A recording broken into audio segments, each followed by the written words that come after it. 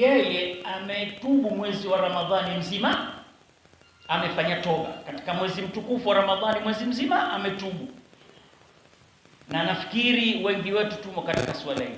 Halafu ikianza Ramadhani, ikimalizika Ramadhani, anaanza kwenda katika maovu, huyo atakuwa amekosa istiqama, kwa sababu Mwenyezi Mungu asema fastaqim kama umirta, basi endelea kufanya mambo mema.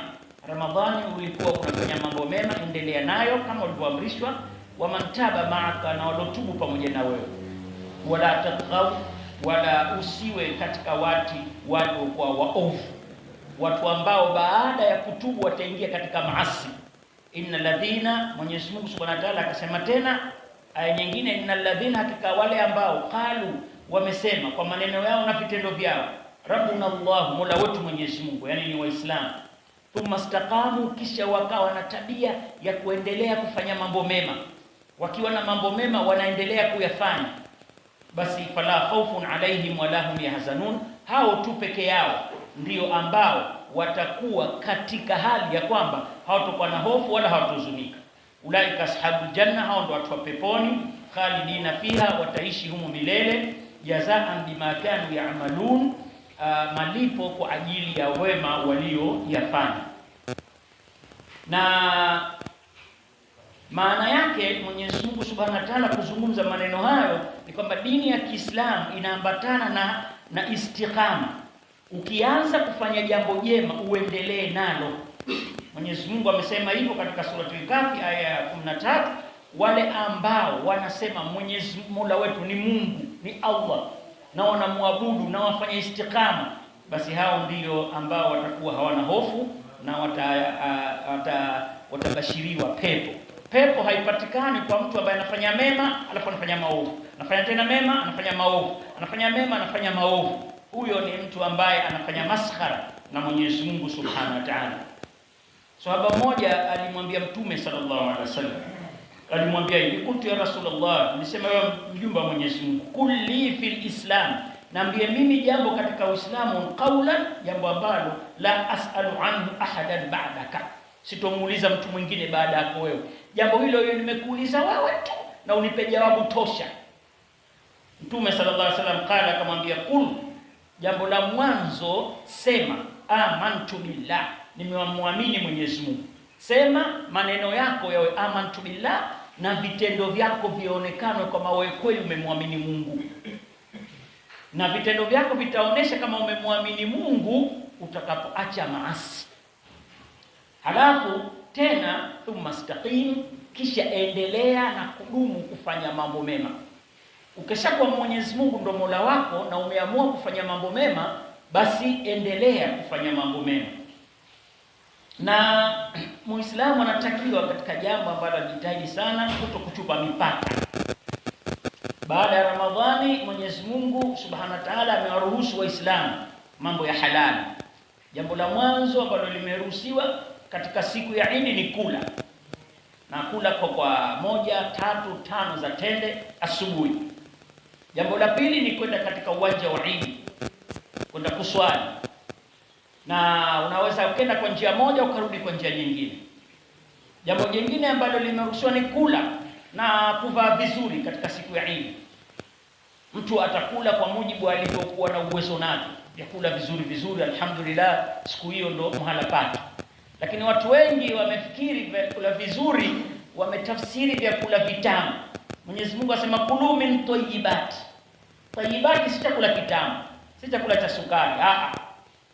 Tayyibati ni chakula cha halali ambacho kizuri kinajenga mwili, hicho ndio kinaitwa tayyibat. Kwa hivyo kama katika sikukuu kupata chochote isipokuwa mhogo, kwa kweli itakuwa tayyibat. Au umepata mkate wa boflo, kwa kweli itakuwa tayyibat.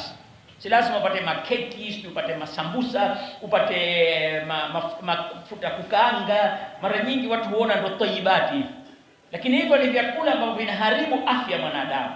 Keki, sambusa na mambo ya sukari na mafuta, nyama zilizokaangwa zenye mafuta mengi, hicho ndo chanzo cha kuharibu afya ya mwanadamu. Kwa hivyo jitahidi uepukane na vyakula vingi kama hivyo, wingi wa vyakula ya sukari, wingi wa mavyakula ambayo ya mafuta. Haikatazwi kula keki yako, lakini tena sasa hivi watu tena washakuwa wananunua mayai tray 2 3, keki mtu anapika 5, sijui mikate ya mayai 6, maandazi kilo 5. Make uroho, watu wanaendekeza uroho kuanzia sasa hivi. Watu wamo wanahangaika kula, walikatazwa kula mwezi mzima. Basi kwa hivyo sasa hivi ile pepesi yao ya baada ya Ramadhani, yani watu watapelekwa hospitali wakiwa wamevimbiwa. Na hivyo sivyo Uislamu ulivyo. Haikatazi kula vyakula vizuri, kula kwa mujibu wa uwezo wako, pika kwa kiasi. Wala msiwape tabu wanawake kwa kuwapikisha mavyakula mengi yaliyo hayana maana, alafu mavyakula yenyewe yakafikia katika dustbin. Hapo tutakuwa hatukuwatendea haki. Sisemi kama mtu ale mhogo, alhash, lakini nasema kwamba kula mavyakula mengi yenye sukari na mavyakula mengi yenye mafuta, hiyo ni kinyume na taratibu za afya za binadamu. Na Mtume sallallahu alaihi wasallam amesema fasalu ahlu dhikri in kuntum la ta'lamun, au imekuja katika aya au imekuja katika mafundisho kwamba ikiwa nyewe hamjui basi waulizeni wanaojua, na madaktari washakataza vitu hivyo. Kwa hivyo tubadilike katika utayarishaji wetu wa chakula.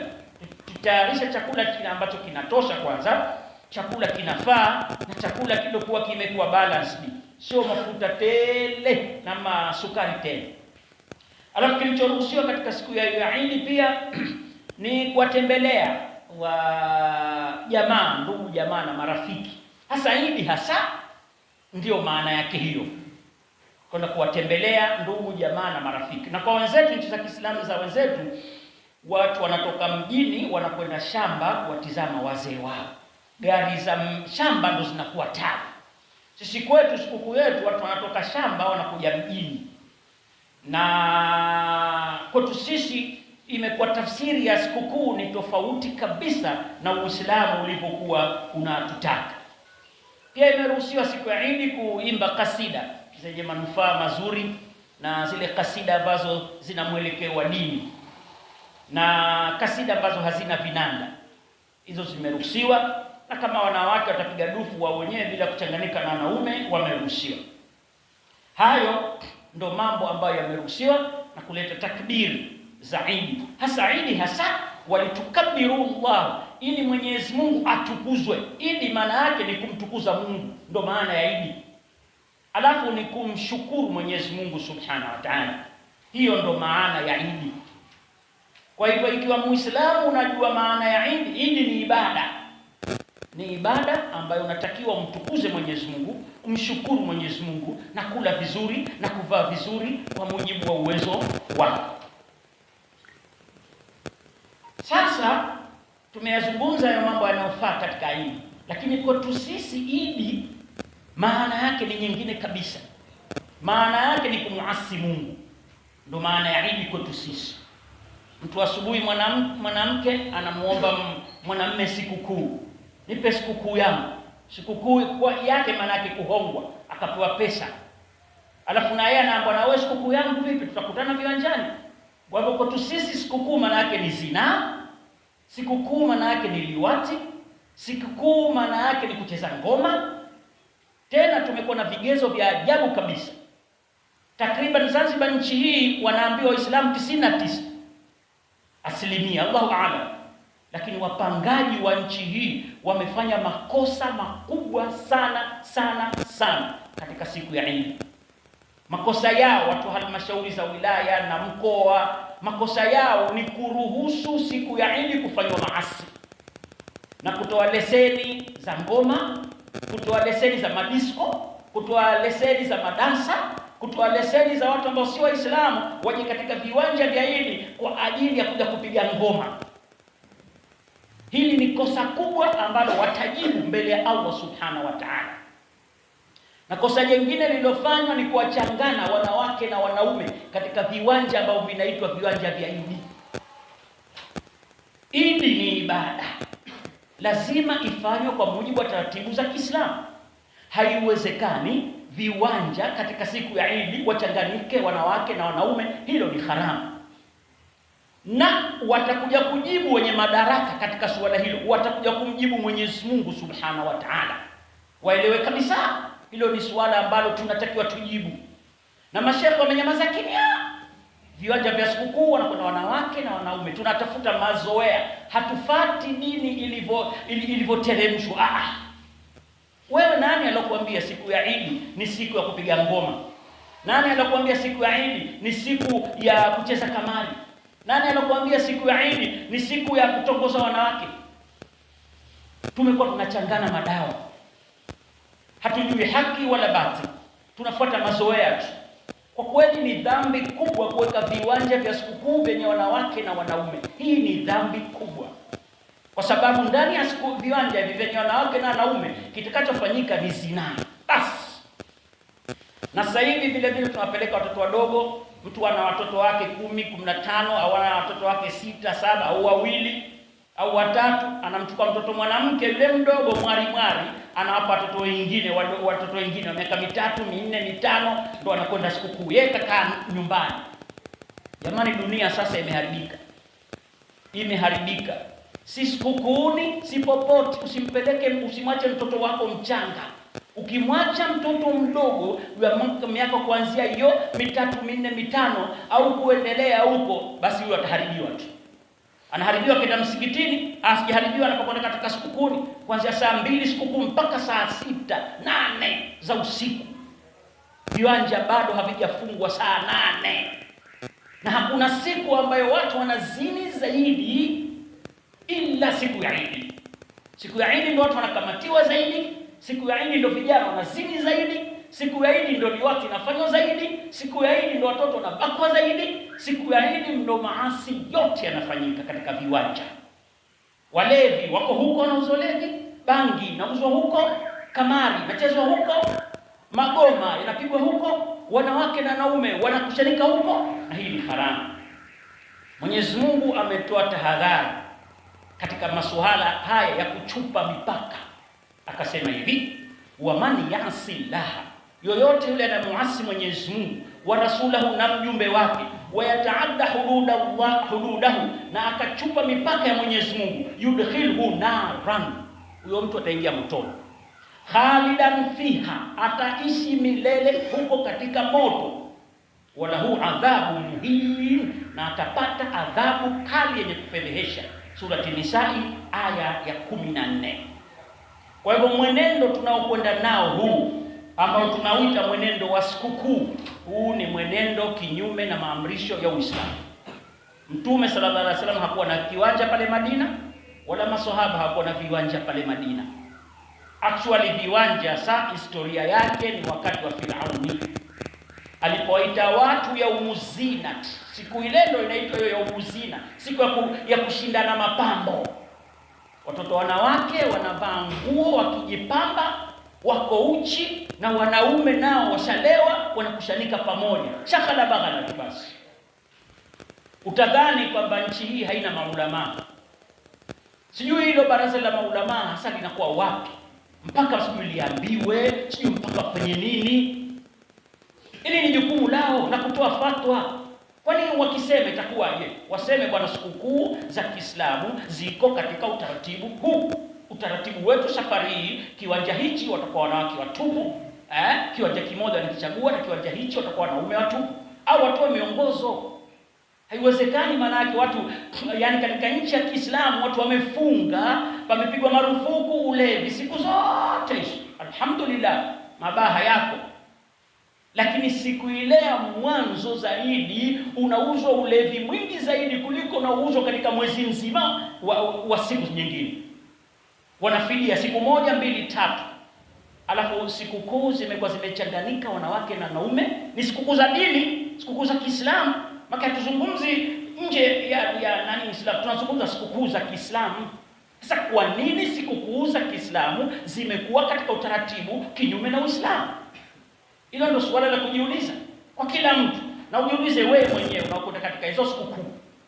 Kwa hivyo kwenda katika viwanja wanawake na wanaume wako pamoja ni haramu, kwa sababu kaida ya fiki kwamba jambo lolote linalopelekea haramu nalo ni haramu. Utakwenda sikukuuni pale, utashawishika, utaona watu wanazini na wewe utazini. Kama ndo lazima uende sababu ya watoto sijui na nini wanataka sikukuu, basi inabidi uende wewe baba mtu na mama mtu, mfunge nyumba mwende, au mkabidhi kijana madhubuti mwanamume aliyetimia ambaye hana masahaba, mkabidhi watoto. Sio kuachia watoto wanawake tu ukaenda katika viwanja na kufanya zina huko katika viwanja. Hii itakuwa tumekosa kufahamu lengo la funga. Na funga nyingi za watu wa Unguja hazisii, funga nyingi. Na ukitaka ujue kama hazisii, wewe nenda siku ile ya Eid, lazima wafanye maasi. Sasa ikiwa mtu kutiba alaikumus siyam kama kutiba ala alladhina min qablikum la'allakum tattaqun, yani tufunga imefaradhisha ili mwe wacha Mungu. Siku ile ya kugraduate, siku ile ya mafahari ya ucha Mungu, nyinyi ndio mnafanya maasi. Ina maana hamkufaulu lile somo. Na hakuna haja ya kudanganyana. Maanake mawaidha mengi yamekuwa kudanganya watu. Ni kuambia watu ukweli kwamba watu wengi wa nchi hii ya Unguja na Pemba funga zao hazisi. Kwa sababu hawezi mtu kufunga mwezi mzima wa Ramadhani halafu akafanya maasi katika siku ya Eid. Ina maana huyo funga yake haikukubaliwa. Ajitahidi yeye mwenyewe sasa. Ajitahidi yeye mwenyewe kujirekebisha. Na ajitahidi kumwogopa Mwenyezi Mungu Subhanahu wa Ta'ala. Mwezi wa Ramadhani wote tulikuwa tunamwogopa Mwenyezi Mungu atufanye maasi. Mungu yuko siku ya Eid pia. Sayyidina Abubakar aliwaambia watu, man kana ya'budu Muhammad fa inna Muhammadin matat. Yule ambaye alikuwa anamwabudu Muhammad ndio Mungu wake, basi Muhammad sasa amekufa. Alipokuwa anakufa Mtume sallallahu alaihi wasallam. Wa man kana ya'budu Allah fa inna Allah hayyun la yamut.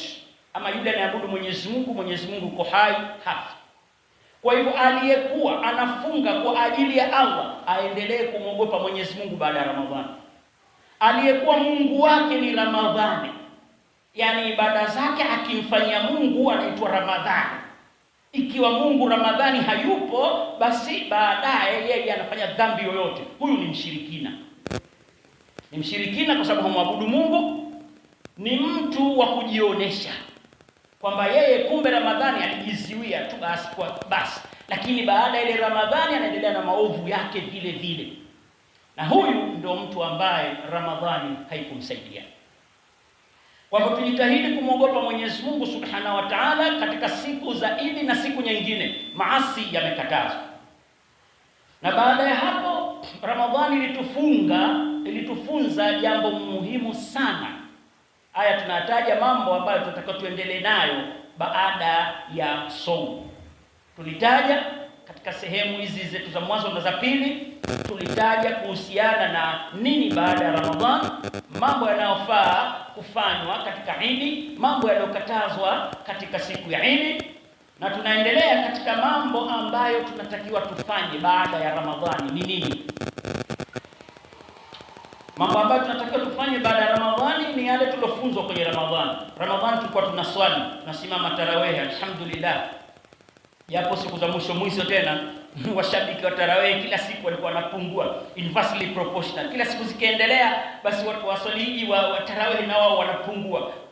Na hili ni jambo la kusikitisha, kwa sababu inatakiwa hizo siku za 10 hasa 10 hasa ili la mwisho lote Mtume sallallahu alaihi wasallam kana ahya laila, usiku mzima akihuisha, anaamka na piga vitu kuanzia saa 6 mpaka saa 12. Anaunganisha na swala ya asubuhi, panaliwa na daku pale, swala ya asubuhi, alafu panafanywa na adhkar. Hivi ndio inavyotakiwa. Sasa baada ya Ramadhani ikimalizika, tarawih itakuwa haipo, lakini tahajjud itaendelea. Kwa hivyo mtu asimame usiku, aendelee kusimama usiku. Mtume Mwenyezi Mungu Subhanahu wa Ta'ala anasema minal layli fatahajjud bihi nafilatan laka. Usiku swali sunna, asa an yab'athaka rabbuka maqaman mahmuda. Asa siku zote maana yake ni huenda, lakini asa akitaja Mungu ni jambo la uhakika. Asa ni uhakika, an yab'athaka rabbuka, Mola wako atakupa maqama mahmuda, daraja iliyokuwa kubwa sana akhera. Na daraja inapatikana kwa kusimama usiku. Mwenyezi Mungu anasema tena, walladhina bituna li rabbihim sujadan wa qiyama. suratul Furqan. Na wale ambao wanakesha usiku kwa ajili ya kumsujudia Mwenyezi Mungu Subhanahu wa Ta'ala na kiyama na kusimamisha swala, hawa ni watu waliokuwa watu wema. Mtume sallallahu alaihi wasallam asema afdalus salati, swala iliyokuwa bora baada ya faridha, salatul layli, ni swala ya usiku. Jamani, tumeacha kusimama usiku. Na ndio maana sasa wezi wanaiba. Hivi kweli hasa kama watu wanasimama usiku, hasa kwa kweli, wao sisi watashtuka? Maki kila pahala panasomwa, hapa pamesomwa, pale pamesomwa, mwizi atakuja kukuibia simu kweli? Lakini usiku wewe umelala, nyumba 10 wamelala, mji mzima wamelala, wanapita wezi wanaiba simu nyumba 7, 8, watu hawajaamka. Huu ni uvivu. Mtume sallallahu alaihi wasallam anasema afdalus salati ba'da al-faridha salatu al-layli yaqumu al-layli fa innahu, hakika kusimama usiku dabu swalihina, ndo pambo la wacha Mungu. Ukitaka uwe mcha Mungu, simama usiku. Wa qurbatan ila Allah, na unakuwa karibu sana na Mwenyezi Mungu. Wa manhatun anil ithmi, na kusamehewa dhambi, simama usiku. Alafu vile vile watakfiru sayiat, utasamehewa madhambi. Sahih Jami'u hadithi 1479. Kusimama usiku unasamehewa madhambi, unakuwa karibu na Mwenyezi Mungu Subhanahu wa Ta'ala. Akasema tena Mtume sallallahu alaihi wasallam, aqrabu ma yakunu rabbi min al-'abdi fi jawfi al-layli al-akhirah. Yaani mtu anakuwa karibu sana na Mwenyezi Mungu katika sehemu ya mwisho ya usiku kuanzia saa 8. Fa in istata'ta an takuna mimman yadhkuru Allah fi tilka saa falyakun, ambaye anaweza kuwa amesimama usiku kumtaja Mungu na amtaje. Sahih Jamiu 1173. Allah mwenyewe anateremka, na hii sio kama anateremka mwenyewe. Allah anateremka namna anavyojua yeye mwenyewe, kaifiyatil majhul, namna anavyoteremka anajijua yeye mwenyewe. Lakini Mungu anateremka kuanzia saa 8 kwa kila siku, anakuamsha. Malaika wanasema, jamani, nani anataka kuomba dua akubaliwe? Nani anataka maombi kwa Mwenyezi Mungu? Nani anataka istighfari? Wewe ndio umelala huko unakoroma na bilisi. Alafu siku hizi watu wengi hawamki usiku kwa sababu analala na kiyoyozi au na feni. Sijui kama ataweza na godoro lake, maana kila spring akigusa kichwa na kiyoyozi, na atalala mpaka saa 1. Kama unaona maradhi makubwa ya vijana wa siku hizi ambayo zamani yalikuwa hayapo, ni kuchelewa kuamka. Hata sijui kwa nini, maana vijana wengi wadogo wanaamka saa 6 ya mchana, hiyo 6, 5, 4, wengine mpaka 7 asubuhi. Kama unataka kumwamsha kijana wako aende msikitini, wallahi utakosa swala jamaa. Kila ukimwamsha kakoroma maji. Sababu nini? Sababu simu bwana, zinakorokotwa simu mpaka saa 6. Mtu anachati tu, yuko kwenye Facebook, sijui yuko kwenye nini, anachati tu. Kwa hivyo kwa muda wote uwe kulala, atalala saa 7. Huyu mtu ataamka saa 7 ya siku ya pili, saa 7 ya mchana ndo ataamka yeye. Sasa tuacheni masuala haya, hayatufikishi popote. Tujitahidini usiku tuendelee kufanya ibada. Kipimo ni nini? Kipimo angalau mara 1 kwa wiki usimame usiku. Na mara nyingi katika nchi za Kiislamu wanasimama siku ya Alhamis usiku kuamkia Ijumaa, kwa sababu Ijumaa kwa wao inakuwa ni siku ya mapumziko. Alafu wale wazee siku ya Alhamis mara nyingi wanafanya ibada maalum zile za usiku pamoja na wake zao, kwa sababu iko hadithi ya Mtume sallallahu alaihi wasallam kwamba mtu atakayeamka asubuhi siku ya Ijumaa akawa amekoga josho la janaba, alafu akaenda zake msikitini, basi mtu huyo atapata fadhila kubwa sana, fadhila kubwa sana. Kwa hivyo hizo fadhila ndio watu wanazitafuta. Wewe una mke, amka siku yoyote tu, Jumatatu, Jumanne, Jumatano, Alhamisi, angalau siku 1 kwa siku. Kusimama usiku kunakupa nini? Kunakupa sharafu, kunakupa utukufu. Waalamu, wanasema Mtume, jua anna sharafa, hakika utukufu muumini qiyamul layli, ni kusimama usiku. Kusimama usiku kuna faida kubwa sana akhera. Faida ya kwanza, unapata nuru. Hizo siku ya giza wewe utapata nuru kwa kusimama usiku. Na vile vile utapata nini? Utapata kuweza kujiepusha na maovu, kwa sababu mwili unapenda sana kulala. Sawa, wewe unaulazimisha kwamba usilale, utapata self control. Wale wanajiona vijana wa shabab man istata'a minkum alba'ata falyatazawwaj, walikuwa hawana nani wanaweza kuoa mahari waoe. Waman lam yastati, walikuwa hawezi afalehi bisiyam, wafunge. Basi vile vile katika kufunga wajitahidi na kusimama usiku. Kusimama usiku kuna vunja matamanio. Na mimi napendekeza kwamba wale watu ambao wamekamatwa kwa sababu ya kubaka na wako jela wanafungwa, basi katika miongoni mwa mambo yatarekebisha ni mawili. Kwanza, walazimishwe kufunga kule jela wapate saumu. La pili, walazimishwe kusimama usiku, kwa sababu ukisimama usiku unaweza ukaikontrol nafsi yako. Mtu anabaka kwa kushindwa kuikontrol nafsi yake, na maana huyu hasimami usiku. Kwa hivyo adabu yao kuanzia leo wawe nasimama usiku, alafu watizame, alafu wapigwe dawa hasa kwa kweli, alafu wafunge, alafu watizame kweli watarudia makosa, kwa sababu Mwenyezi Mungu ameweka ibada hizi makusudi kwa ajili ya kutukinga na maovu. Tatizo letu sasa hivi hatusimami usiku. Usiku hakuna mtu anayesimama mji mzima. Sijui kama Unguja watafika labda, yani kwa siku moja Jumatatu labda tutafika watu kama 100, hatufiki watu wanaosimama usiku. Kwa hivyo tumesahau kusimama usiku. Tusimameni usiku angalau siku moja kwa wiki. Jambo jingine tulijifunza katika Ramadhani, kusoma Qur'an. Kusoma Qur'an tulitakiwa tusome katika siku ya Ramadhani kwa kila siku msahafu mzima. Ni bahati mbaya kwamba hii mada imekuja mwisho. Kwa hivyo kwanza leo watu wanajua kwamba siku ya Ramadhani siku moja unatakiwa usome juzuu 30. Lakini hicho ndio kipimo. Ukisikia salafu swalih ni wale maswahaba na waliofuata maswahaba, kwa kila siku wakimaliza msahafu mzima, Katada anapiga yote 30. Sayyidina Uthman 30 na maswahaba wengine. Imam Shafi 60 yeye anapiga mchana juzuu 30, usiku 30 tena. Sasa lakini tumejitahidi kusoma Qur'ani alhamdulillah. Sasa baada ya Ramadhani tuendelee tena kusoma Qur'ani. Kwa nini? Kwa sababu Mwenyezi Mungu anasema ratilil Qur'ana tartila, isome Qur'ani kwa utaratibu mzuri, na ukisoma ile inampendeza sana Allah subhanahu wa ta'ala. Malaika wanateremka huko mbinguni wakisikia unasoma, na ukiwa unaweza kuiga kiraa zile kama za Sudesi. Kuna shekhi wangu mmoja yeye Mnyamwezi anasema basi ukija utako, lakini akipiga Qur'ani yani utafikiri huyu Sudesi. Hebu jaribu kupiga Qur'ani vizuri, malaika watakuwa wanakufuata. Mtume sallallahu alaihi wasallam anasema ahlul Qur'ani ahlullahi wa khasatu, watu ambao kazi yao kusoma Qur'ani ndio watu wa Mungu na ndio wateule. Akasema tena khairukum, mbora wenu nyote.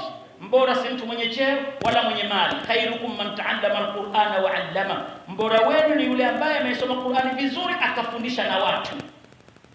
Kama wewe huwezi kusoma Qur'ani, basi angalau dhamini chuo. Na kudhamini chuo watu wote wanafanya kazi wanaweza, wallahi billahi taala.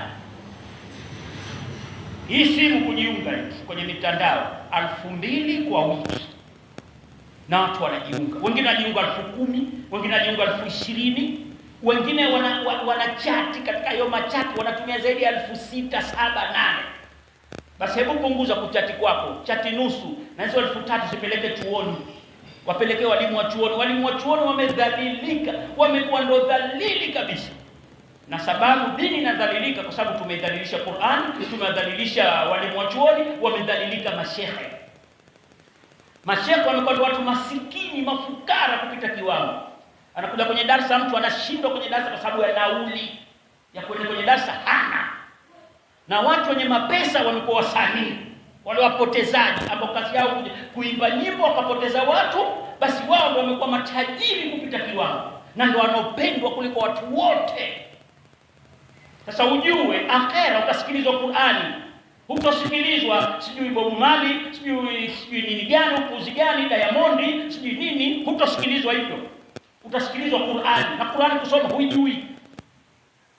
Kila herufi moja ya Qur'ani unapata thawabu 10. na hiyo ndo daraja kubwa zaidi. Na akhera utaambiwa vipi? Iqra alqur'ana wartaqi, soma Qur'an. Iqra alqur'an, soma Qur'an, wartaqi, na upande daraja. We pepo ina daraja nyingi tu sana, ina milango pepo 8 na kila mlango una daraja zaidi ya 1000. Wewe sikini umepelekwa mlango wa kwanza au wa pili au wa tatu, basi katika daraja unaambiwa haya, soma Qur'an. Soma Qur'ani. Kama umehifadhi yote, daraja yako ya mwisho.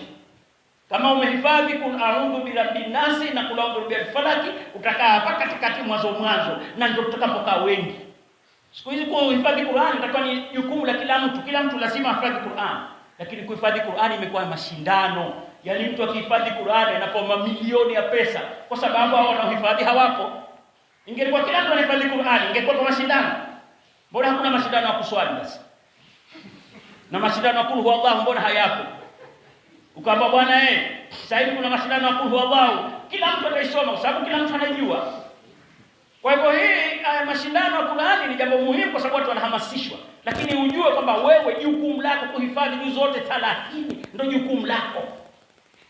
Kama utahifadhi moja utapata daraja ya kwanza, ukihifadhi ya pili daraja ya ukiendelea, kila ukiendelea unapanda daraja.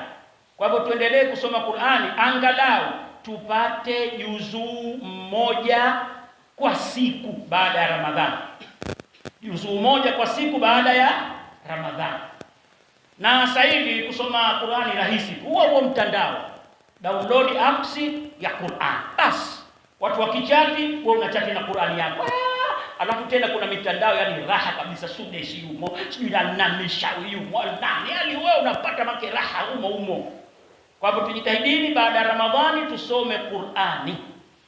Kwa sababu mwenye kupenda kusoma Qur'ani atakuwa pamoja na malaika huko akhera. Vile vile atavishwa taji na Mwenyezi Mungu Subhanahu wa Ta'ala.